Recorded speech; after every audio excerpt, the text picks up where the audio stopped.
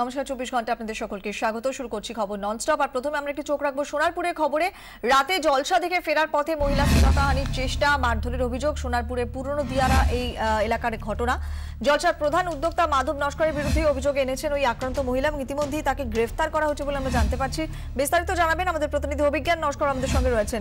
অভিজ্ঞান, হ্যাঁ, এই যে সোনারপুরের নতুন দিয়ারাতে যে গৃহবধূ তাকে যেভাবে তাকে শ্লীলতাহানি এবং মারধরের ঘটনা ঘটেছে এবং সেই ঘটনায় প্রথমে সোনারপুর থানায় যে অভিযোগ দায়ের করা হয় এবং সেই অভিযোগ দায়ের করার ক্ষেত্রে প্রথমে একটা গড়িমসির অভিযোগ ওই পরিবার তুলেছিলেন। পরে যদিও কিন্তু যখন ওই খবর সম্প্রচারিত হয় সংবাদ মাধ্যমে এবং তারপরে কিন্তু অবশেষে কিন্তু নড়ে চড়ে বসেছে পুলিশ।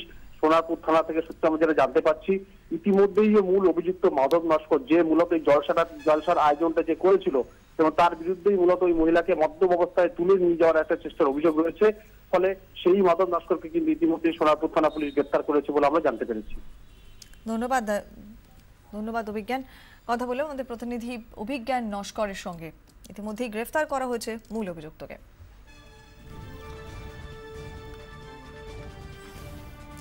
মাধব নস্কর বলে লোক, উনি আমাকে কুপ্রস্তাব দিয়েছিল।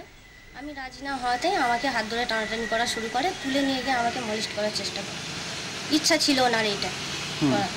সেই মুহূর্তে আমার ছেলে এসে যায়। আসার পরে আমার ছেলে যখন ওর বাবাকে ফোন করে, তখনই হচ্ছে গিয়ে আমার ছেলেও যখন বাধা দিতে যায়, আমার ছেলেকে মারধর করার চেষ্টা করে।